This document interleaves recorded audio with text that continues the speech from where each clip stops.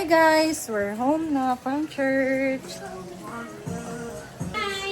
Naglinis si Cindy. Hala! Bisita guys. Kaganiya pag hindi siya buntag. So, hindi na siya sinonon, hindi na siya pumunta dun sa farm. Kasi mahal yung plate na to guys. Uy, 100. So, dyan na muna siya. Nagkaon na ka? Sure ba? Kapi. Magtambay muna si Nonon dito guys habang hintay niya si Diva. Tapos punta naman tayo dito kay Mama kung ano na ba ang ginagawa na dito. Hindi pa rin siya tapos guys. So at least makatulong na tayo dito sa kanya sa pag-prepare. Ginaling. Hala, while cooking, playing videos. So ang yung kanyang lulutuin na lang guys ay... Isa ni Mama? Ang humba ni? Ayan ang kanyang humba. Wow, the humba is the best. Ito naman ang kanyang spaghetti pasta. So this is only 1 kilo lang. And then nagbalat na din siya dito ng mga patatas at carrots. So ako naman ang magtitimpla na ngayon ng or lumpia.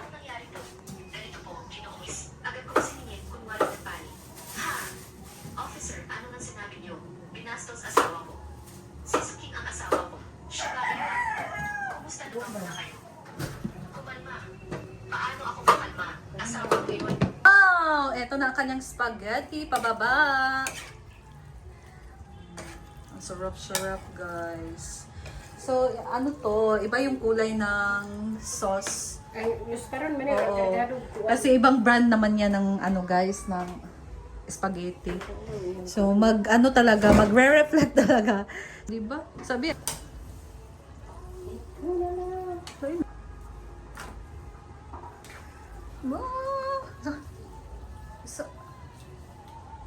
Nalipong ko. Limit ka. Ayan. Nagkakahilo lagi ko guys. Wow. Umorder ako ng ganito. Pero maliit. Kasi maliit lang yung mesa namin. Ganda kasi nito guys. Ang tagal na nito in-order ko. Check na may basket. Hindi, pagdating ng in-order ko, ano ko guys, pakikita ko sa inyo. Sobrang tibay niya. Tapos mura lang, in fairness. Tatlo. Nasa 600 pesos. Ketchup, murag tumito. Okay na, and ngayon naman, ito na lang yung lutuin natang paklay. Luto ng paklay, wala. Oo, so, maglumpia naman tayo guys. Lumpia naman ako, hindi ko na lang siguro lalagyan ito eh. Kanirang carrot. Kasi lang gusto mo din nila. Kaya na itong unang akong gigamit. So, carrots lang ang aking ilalagay. Ito. Lagyan ko sana ng beans gaya ng ginawa ko last time sa amin. Inulam namin guys. Pero, ito lang try ko kasi siguro ito yung gagawin kong timpla para sa ibebenta ko na lumpia. So, magbebenta kami ng lumpia guys. So, pagdarating na yung sealer na in-order ko, temporary lang naman yun. Try lang namin ni Neil na magbenta ng lumpia. So, babalatan ko muna tong carrots and mga ricados na ilalagay ko. So, stay tuned guys!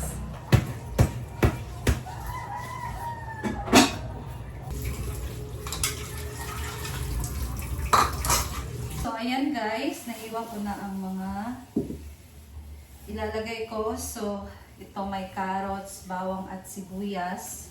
Tapos maglalagay ako ng itlog. 2. Ilagay ni kilo, ma? Ilagay ni kakilo? So, this is 1 kilo ng pork, ground pork guys. And then, maglalagay tayo ng sesame oil, konti lang. Tapos, ito. Liquid seasoning. Chili pala to. Maglalagay ako. And then, oyster at granules. So, good thing, hindi na ako mahirapan maghiwa nitong carrots guys ng pino kasi syempre meron na tayong food processor. So, in-order ko talaga to para pag ganito nagagawa ng lumpia, hindi na ako mahirapan magtagtad or maghiwa ng maliliit or i-mince para maging pino. Mince para maging pino, buko. Dahil hindi na mahirapan mag-mince guys, so gagamit na lang tayo ng food processor. So ilagay ko lang to dito, itong lahat ng carrots at sibuyas.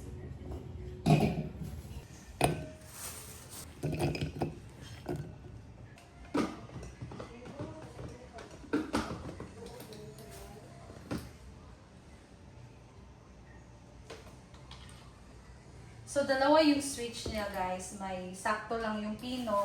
Ito namang isa. So, isa tapos dalawa. For super means talaga siya. For meat. Oh. So, itong isa lang. Itong isa. For veggies. So, ayan.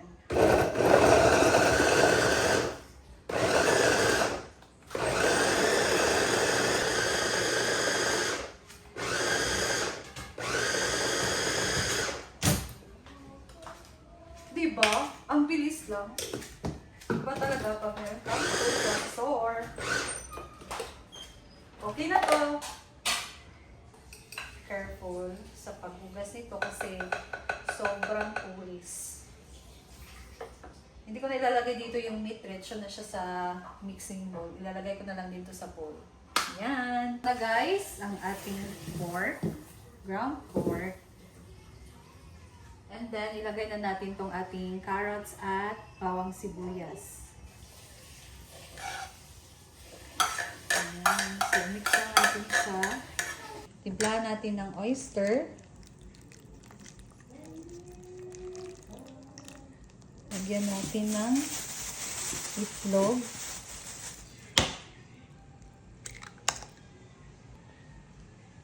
Black pepper. Lagyan natin ng granules. Next guys, liquid seasoning. Ayan. And then, our sesame oil. So, ayan. Kaunti lang. And then, i-mix na natin yan.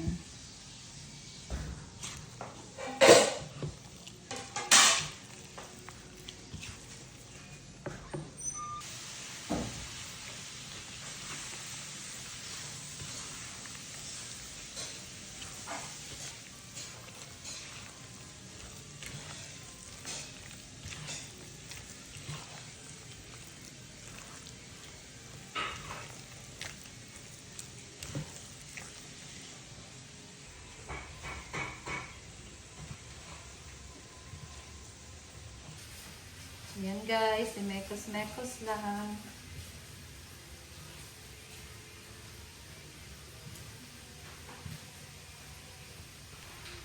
So, isang itlog lang ang nilagay ko kasi parang masyado nang basa pag dalawahin ko na. So, isa lang yung nilagay ko guys.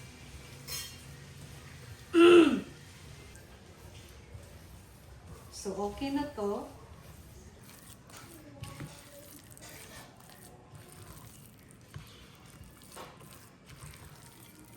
So, tapos ang magtimpla ng lumpia, dito naman si mama guys, nagluto na siya ng paklay. Wow! Ang sarap talaga ng timpla nila ng paklay guys, sila ni tatay. So, sa kanya ko natutunan yung recipe ko talaga ng paklay. Kaya, may pagmamalaki ko talaga ang timpla nito. Char!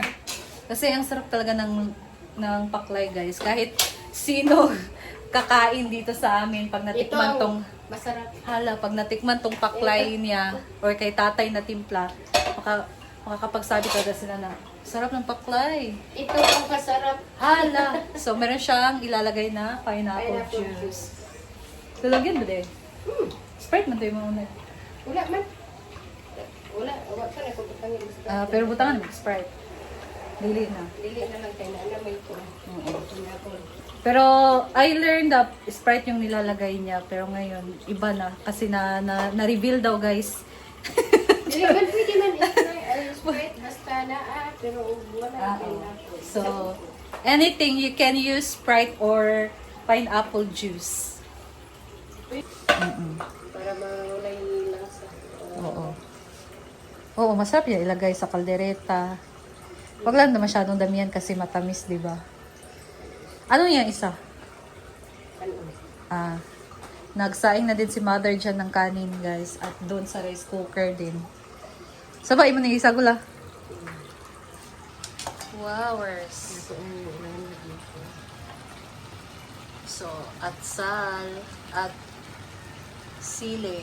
Sili nga pa at dynamite may isa.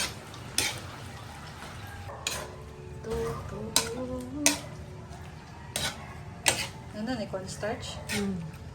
So, naglagay si mother dyan ng cornstarch para malapot-lapot ang ating paklay.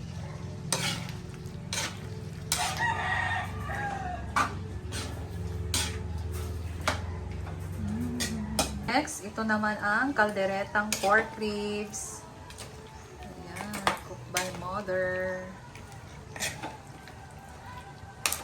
So, hindi niya pinalambot yung pork ribs, guys. Diretsahan na. Kasi yung iba, pinapalambot pa, tsaka titimplahan. Yung palataan eh, pineapple kami. So, ang pagpapalambot niyan, gagamit lang ng pineapple juice. Ayan guys, nag-start na ako dito mag-balot ng ating lumpia.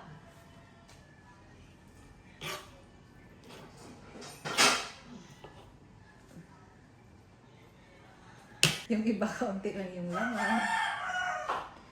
Sikreto. Gusto kong tansyahin yung tamang ano lang guys, for our business ba.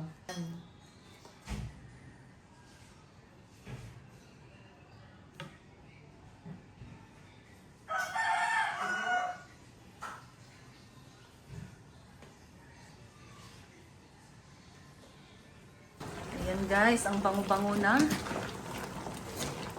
Sarap. Nagdagdag si mama dyan ng tomato sauce guys. Pero ang bango na talaga.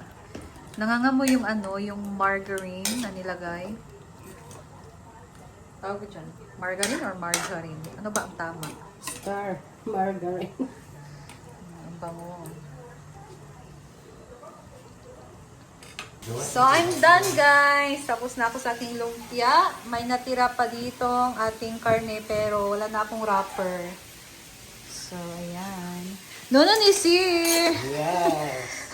Nakagising siya guys. So, nandito na kasi sila Diva at si Bakang. And ngayon, si Mama, tapos na siya sa kanyang kaldereta. Dito naman siya sa kanyang pansit. Ayan. Pansit naman ang next niyang lulutuin. Pansit sa farm, pansit dito. Siyempre, maganda din naman ang pansit kasi ano siya, nakakabusog talaga yung pansit. And I love the pansit of Mama. So, nire-request talaga namin tuminsit sa kanyang pansit. So, ito na ang kanyang calderetang pork. Wow! That's so yummy. Yan guys.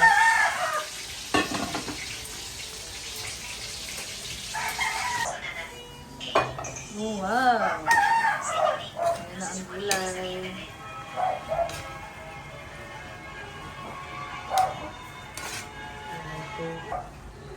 Pansit, pansit.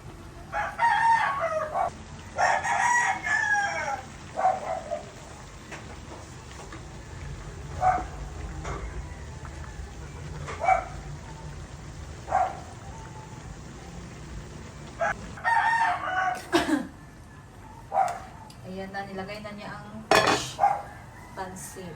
Fish Mickey.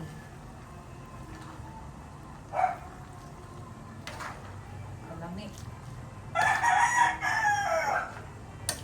Sarap.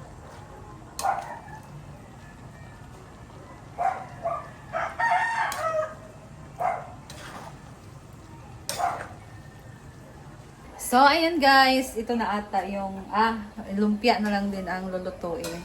So far, parang walang pahinga si mother. Kanina pa siyang umaga. So, thank you guys. That's all muna for today. Naabangan natin later ang kaganapan sa birthday ni Diva dito sa bahay. Salo-salo sa dinner with family. So, thank you and that's all for today. Ingat po tayong lahat and God bless you all. Bye guys! See you in the next video.